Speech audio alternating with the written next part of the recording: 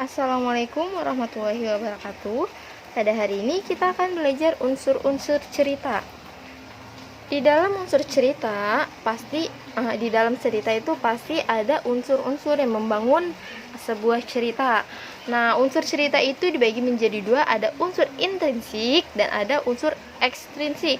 Nah, yang akan kita bahas adalah unsur intrinsik. Unsur intrinsik adalah unsur yang membangun dari dalam cerita.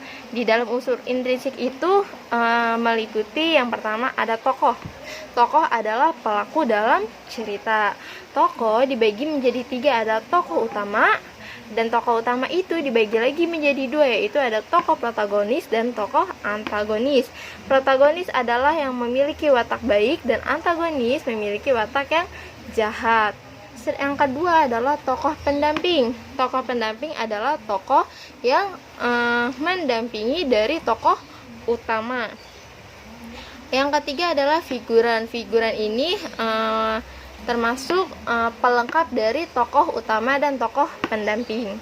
Oke, yang kedua adalah latar. Latar ini maksudnya segala keterangan yang mengenai tempat, waktu, suasana, ruang dalam cerita. Latar itu dibagi menjadi tiga, yaitu yang pertama adalah latar tempat. Latar tempat pasti pada paham ya, latar tempat misalkan apakah di desa, di kota, atau di perkampungan, atau di tempat yang lain, itu adalah tempat yang menyatakan keterangan tempat.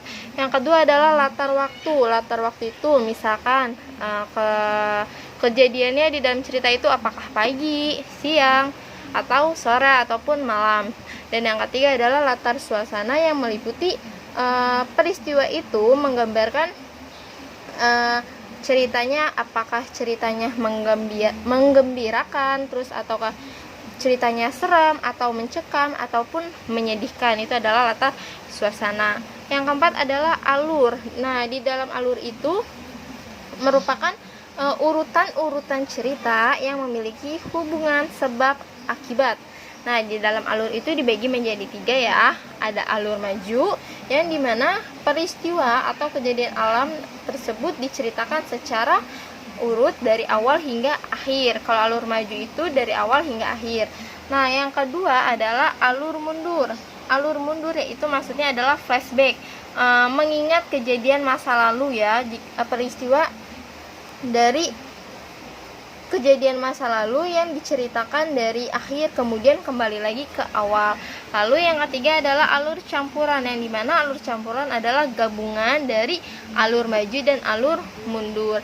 Oke, yang terakhir adalah amanat. Amanat sudah paham ya anak-anak. Amanat adalah pesan yang ingin disampaikan kepada pembaca. Pesan yang ingin disampaikan oleh pengarang kepada pembaca. Jadi apakah pesan-pesan dalam cerita tersebut itu adalah namanya amanat.